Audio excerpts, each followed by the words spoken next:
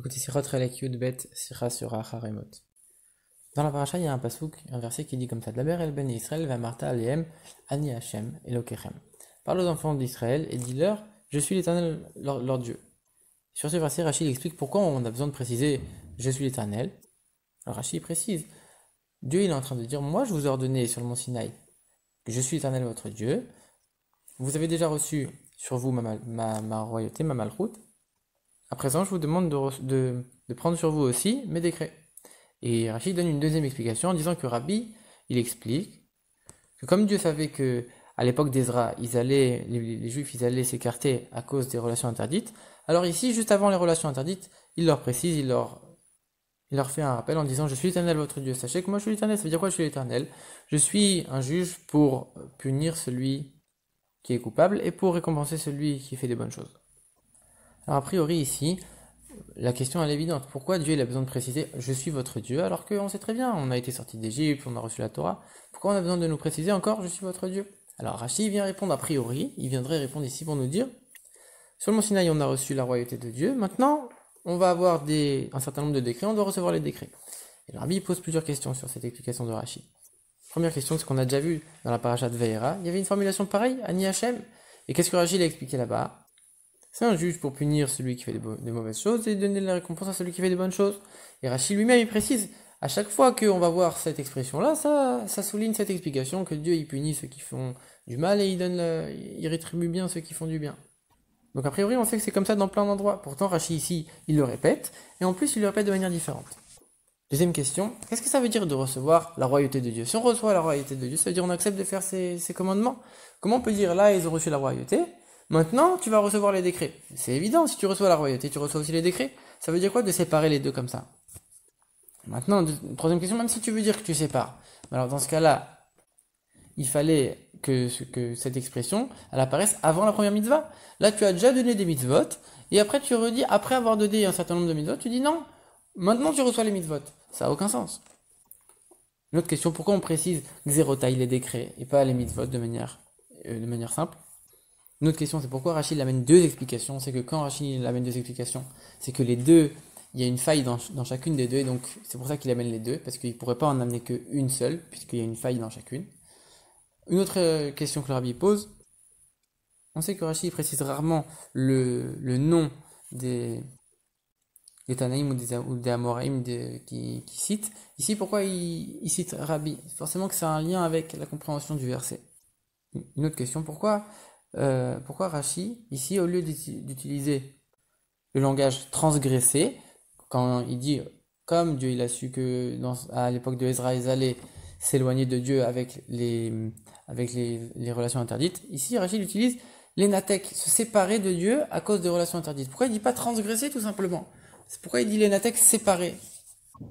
Enfin, la dernière question, c'est que ici, a priori, Rachid reprend l'explication du Torah de Kohanim, sauf que dans le Torah de Kohanim, on donne une autre référence. Rachid lui donne juste la référence de l'époque d'Ezra, où il y a eu des problèmes avec les relations interdites, alors que dans le Torah de Kohanim, on précise aussi l'épisode où les Bnei Israël, ils ont pleuré le soir de Tisha B'Av, parce qu'on leur avait donné certaines mitzvot, où on leur interdisait les relations interdites. Et le Torah de Kohanim, il cite cet épisode, Rachid ne le cite pas.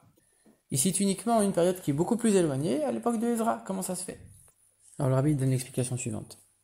Comme on l'a dit dans la paracha de Vaera, Rachid explique tous les endroits où on mentionne Ani Hashem, c'est pour dire je suis fidèle pour punir ceux qui le méritent et récompenser ceux qui le méritent. Mais en vérité, à chaque fois que cette explication elle est valable, c'est quand dans le contexte, le Ani Hashem, il vient uniquement après certaines lois, après un certain épisode. Et d'ailleurs, c'est le cas dans la paracha de Vaera, qu'on voit que ce Ani Hashem, il vient après le moment où Moshe Rabbeinu il demande à Dieu, pourquoi tu as fait du mal à ces peuples-là? Et là, Dieu lui dit, Ani Hashem, pourquoi? Pour nous dire, moi je punis ceux qui le méritent et je récompense ceux qui le méritent.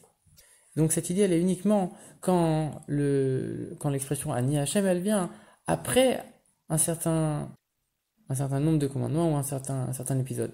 Ici, dans notre cas, ça ne peut pas s'appliquer, puisque à partir du moment où on dit Ani Hashem, il n'y a encore rien eu.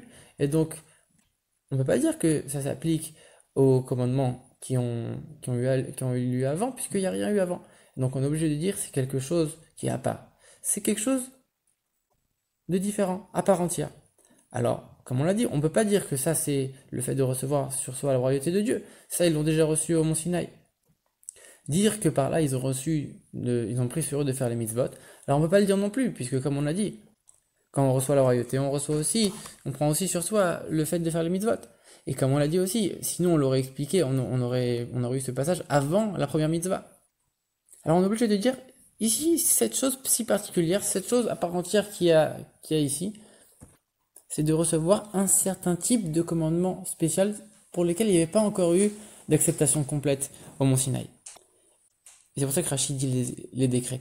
En vérité, même si au Mont Sinaï on a accepté, grosso modo, de tout faire, on n'avait pas vraiment, on pourrait dire qu'on n'a pas tout accepté à 100%, on n'a pas accepté complètement les choses qui étaient contre l'intellect humain. Et ici, on vient et on refait une précision. Dieu nous reprécise encore une fois, maintenant, vous allez recevoir sur vous, vous allez prendre sur vous un certain nombre de décrets que vous n'allez pas comprendre. Et c'est pour ça que ici le Ani Hachem il est avant, alors que dans les autres endroits il est toujours après. En vérité, pourquoi finalement les relations interdites elles sont considérées comme un décret quand on réfléchit? Pourquoi? Ici le Rabbi il explique que quand on regarde l'ensemble de la Torah, quand on regarde les mariages dans l'ensemble de la Torah, il y a toujours eu des mariages entre proches parents. Que ce soit pour Abraham Avinu, que ce soit quand Abraham Avinu l'a demandé à Eliezer d'aller chercher une femme pour son fils Yitzhak, lui a dit tu vas aller dans ma famille précisément. Donc quand on voit que Yaakov il s'est marié avec deux sœurs, quand on voit que Amram il s'est marié avec sa tante, avec Yocheved, il a eu de là Aaron et Myriam, et Moshe Rabbeinu surtout. Quand on voit la femme d'Aaron, on dit la femme d'Aaron c'était Elisheva, Bat Aminadav, Achot Narshon, on souligne d'où elle vient pour dire que finalement la généalogie, la famille de la personne avec qui on va se marier, c'est très important. Et si on a nous-mêmes une famille très, très noble, très distinguée, avec des grandes qualités, alors finalement, c'est logique, et dans la Torah, on l'a toujours vu, que c'est logique de prendre une femme de cette famille-là. Et le monde même, il a été basé sur ça avec Adam Arishon, et ses enfants, ils se sont mariés entre eux. Et pourtant, ici, la Torah, elle vient, et elle interdit complètement ces relations entre proches parents. Et donc finalement, c'est contre ce qu'on a toujours vu jusqu'à présent, c'est pour ça qu'on appelle ça du nom de décret. Le Rabbi dit cette explication, cette manière d'expliquer Rashi, cette première explication de Rashi, elle n'est pas à 100% valable. Pourquoi? Premièrement, parce que comme on l'a dit, si on reçoit sur soi la royauté de Dieu, alors on est censé recevoir tout d'un coup, on est censé prendre sur soi aussi les commandements. Dire que ça a été fait en deux fois, d'abord prendre sur soi la royauté de Dieu et ensuite une certaine sorte de mitzvot, c'est quand même quelque chose qui est un peu spécial. C'est pas forcément une explication qui convient à 100%.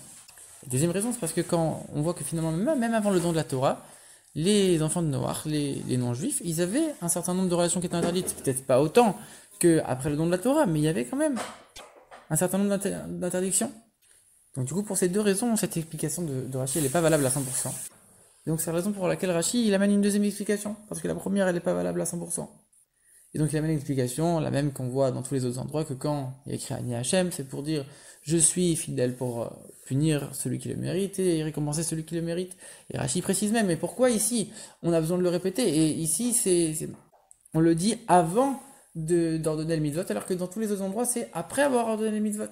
Et ici, Rashi précise pour nous dire, comme Dieu il sait que les Juifs ils sont amenés à se séparer à cause des relations interdites, alors ici on le précise avant pour renforcer encore cet avertissement de manière un peu plus forte.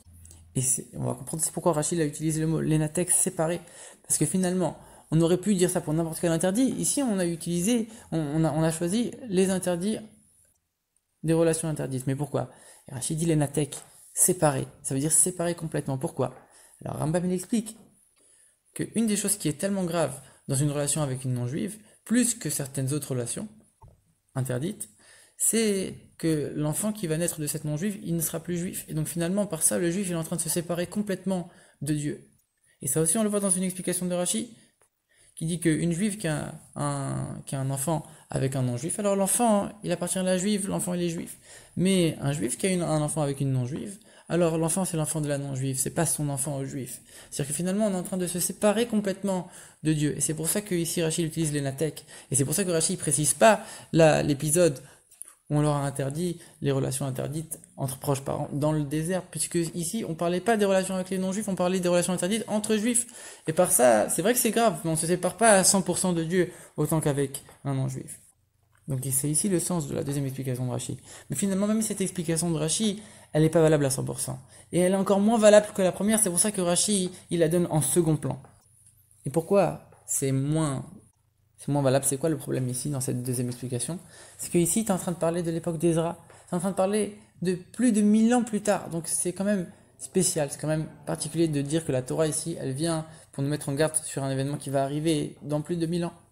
Et donc c'est pour ça que Rashi choisit la première explication en tant qu'explication essentielle. Et donc pourquoi ici Rashi précise que c'est Rabbi? En vérité, le fait de nous dire que c'est Rabbi, ça nous permet de voir qu'il y a il y a des endroits où, oui, on nous donne un verset qui va s'appliquer dans plusieurs générations plus tard. Pourquoi? Parce que Rabbi, c'est lui qui a mis par écrit la Mishnah. Et on sait que normalement, on n'avait pas le droit de mettre par écrit la Torah orale. Il y a un pasuk dans Tehillim de David Ameller qui dit Et la asot la Hashem et faire Torah Tera. Quand il y a un moment où on doit faire la volonté de Dieu, et c'est un moment particulier, alors on a le devoir de transgresser certaines mitzvot. Comme par exemple Eliaou sur le mont Carmel, etc. Et ici, c'est la même chose. Comme on voyait que la Torah allait être oubliée, alors on a transgressé cet interdit de mettre la Torah orale par écrit, et on a tout mis par écrit. Mais ce verset de David Ameller, il a été dit il a été dit de nombreuses générations avant l'époque de Rabbi. Et donc on voit ici qu'un verset, il a eu une application et il concernait finalement une chose qui s'est passée beaucoup de temps plus tard.